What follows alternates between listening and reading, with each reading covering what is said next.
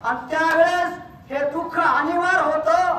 त्या अनिवार्य दुःखाच्या प्रसंगामध्ये जशी भारताची अवस्था होती तशीच आपल्या वडिलाचं मरण ऐकलं आणि त्यावेळेस प्रभू रामचंद्राची सुद्धा तीच अवस्था होते. जसं वातावरण असेल त्याप्रमाणे माणसाची वृत्ती तयार होत असते. तशी वृत्ती तयार व्हायला पाहिजे. सत्य बोले मुखे दुःखवी अनेकाच्या दुःखे हीच विष्णूची महापूजा. आपल्या वाट्याला जे कर्म आलेलं आहे ते कर्म देवाची सेवा आहे म्हणून करणं हीच ईश्वराची सेवा आहे. दंभ करी सोंग मानावया जग मुखे बोले त्याग मनी नाही. बोलायचं एक वागायचं एक, मंदिरातून हलत नाही ती सेवा नाही. ती देवाला मान्य सुद्धा नाही. मंदिरात कधीच येत नाही. पण स्वधर्माचं आचरण आपल्या वाट्याला जे आलेलं आहे धर्मानुसार जो कर्म करतो आणि तेच ईश्वराचं भजन आहे, ईश्वराचं पूजन आहे. आणि हेच आपल्याला कळण्यासाठी रामायण ऐकायचं आहे. आणि हेच रामानं वरतून तुम्हाला कळावा समजावा याच्यासाठी मांडलेलं आहे. अवस्था मूर्छित झाली. काय सांगतात श्रीरामाचे अस्त्रबिंदू दशरथासी सुख स्वानंदू श्रीरामाशी सुखावबोधू परमानंदू परमानंदाची आणि सुखाची प्राप्ती आपल्या आई वडिलाच्या आज्ञेचं पालन करून जे जीवनामध्ये देतात आणि तेच खऱ्या अर्थानं आदर्श पुत्र म्हणून प्रसिद्ध या जगतामध्ये होतात. आपल्या वडिलाचं मरण आणि ज्यावेळेस प्रभू रामचंद्रानं आपल्या बांधवाच्या मुखातून ऐकलं त्यावर किती प्रेम माझ्यावर करणारा माझा बाप असा नव्हतो भविष्यती. राम मेला नव्हता, वनवासाला गेला होता. ते दुःख बापाला सहन झालं नाही. म्हणजे बापाचं प्रेम मुलावरती किती असतं हे सुद्धा या ठिकाणी रामायणातून ऐकायला माणसाला मिळतं. पण मूर्खाला ते कळत नाही. किती प्रेम हे दशरथानं आपल्या कुतूतून लावले. राम 14 वर्षानंतर येणार होते, सोडून गेले नव्हते या लोकांची यात्रा सोडून परलोकाला. तरी सुद्धा ते त्या ठिकाणी राहू शकले नाहीत, अस्तित्वात राहिले नाहीत. प्राण त्याग करून हे लोकांची यात्रा संपून परलोकाला गेले. मग अशा बापाचा उद्धार करणं आपलं आद्य कर्तव्य आहे. म्हणून रामाने शोक केला आणि शोकामध्ये डोळ्यातून अश्रू ज्यावेळेस पृथ्वी तलावर पडले आणि त्यावेळेस बापाचा उद्धार झाला. स्वर्ग लोकामध्ये गेलेले की आता कौतुक वाटते. कौतुक वाटे झाली या वेंचाचे. राजा दशरथाला वाटलं मी ज्याच्यासाठी मेलो आणि तो माझा राम अश्रू गाळतो आहे माझ्या दुःखाने माझ्या मरणाच्या श्रवणाने. आता माझा उद्धार झाला. किती उद्धार झाला तो त्याला स्वतः शब्दामध्ये सांगता येत नव्हता.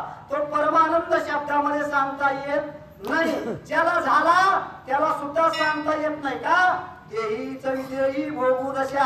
ज्याला झाला तो देहावरच राहत नाही, आठवण राहत नाही, भाव आभाव हे काहीच कळत नाही. मग तो सांगणार कसा की अवस्थेला प्राप्त आपल्या बापाला अश्रू गाळून डोळ्यातून रामाने केलेला आहे. आणि ही अवस्था उद्धाराची आपल्या पितराला प्राप्त करून देण्यासाठी मुलाचं आद्य कर्तव्य आहे रामाचं वर्तन करणे आणि आपले गेलेले पूर्वज उद्धरून लावणे. याच्यासाठी रामाचं आचरण आहे. याच्यासाठी रामाची कीर्ती आपल्याला ऐकायची आहे. तर आपला पुत्र धर्म आपण निभावून नेला नसता, आपल्या आईवडिलाच्या आज्ञेचं पालन केलं नाही, एवढं त्यांनी कमवून ठेवले त्याचा काहीच विचार न करता सगळे बायकोच्या हवाले केलं आणि बायकोच्या आज्ञेत वागतो, माय बापाला टोले देतो. मग असे जे आहेत का स्वतः नरकाला जातात आणि वडिलाला सुद्धा नरकाला लावतात. काय जरूर श्रीराम सुखरूप स्वतंत्र करुणारूप उदरी पितर दशरथ सुखी केला साचार सुख सागर श्रीराम. राम हा सुखाचा सागर आहे.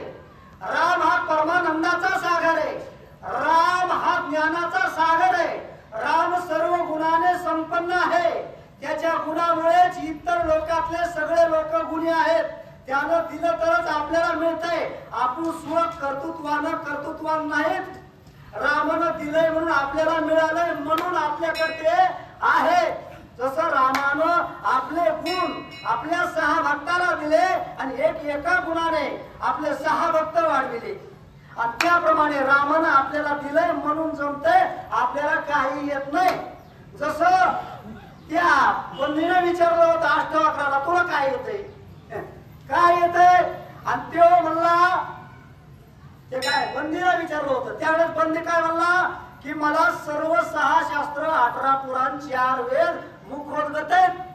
त्यावेळेस काय सांगितलं अरे म्हणले हे तर अष्टवक्र म्हणाले हे तर पहिल्या ऋषीने लिहिलेले आहेत तुला काय येतंय सांग काय येतं कुणाला हे पहिल्या ऋषीने लिहिलेले 4 वेद 6 शास्त्र 18 पुराण ग्रंथ वाचून अक्कल वाढली आणि धंदा मिळाला बिन भांडवली असली तुझी अवस्था मला म्हणतो तुला काय येतं तुला काय येतं हे पूर्वी ऋषी मुनीने लिहिले वाचले आणि जगाला सांगू लागला आणि त्याच्यावर पैसे मिळू लागला आणि सांगतो विज्ञानी म्हणून अशा प्रकारची अवस्था आहे. रामाचं सर्व काही देणं आहे रामानं सगळ्याला दिलेलं आहे देणं त्याच्या हातात आहे आणि घेणं सुद्धा त्याच्याच हातात आहे.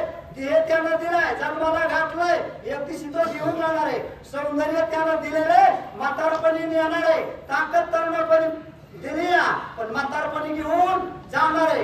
पाय डोळा म्हणता माझे ती कैसा मोकलीनो तुम्ही म्हणता ना माझे पाय माझे डोळे मग त्याने टाकून तुला कसं दिलं म्हातारपणी का दिसताना का चालवाना अरे तुझ्या हातात नाही तुझा प्रपंच तुझा उदरनिर्वाह करण्यासाठी तुला दिसण्यासाठी डोळे दिले होते आता तू काही करीत नाही दुसऱ्याच्या जीवावर जगायला लागला म्हणून आता तुझे डोळे कामाचे नाही तुझे पाय कामाचे नाही तुझे हात कामाचे नाही म्हणून देवानं सर्व काही हिरावून घेतलं आणि मरणाच्या समोर उभा केलं. राम करुणेचा सागर आहे करुणा पण आहे त्याच्यामुळे करुणा आपल्याकडे आहे त्याच्यामुळे सर्व गुण आपल्याकडे आहे आणि ज्यावेळेस आपल्या पित्याचं मरण ऐकलं आणि त्यावेळेस त्या दुःखानं अश्रू गाळले आणि आपल्या वडिलाचा उद्धार केला. आपल्या वडिलाचा उद्धार करण्यासाठी राम व्हावा लागतं आणि त्यावेळेस वडिलाचा उद्धार होतो. श्रीराम झाला सावधान त्याची संगती भरत शत्रुघ्न आम्ही केले रायाचे विधान स्नान पिंडदान हो जसा अधिकार असेल जशी पात्रता असेल त्यानुसार कर्म करण्याचा अधिकार असतो.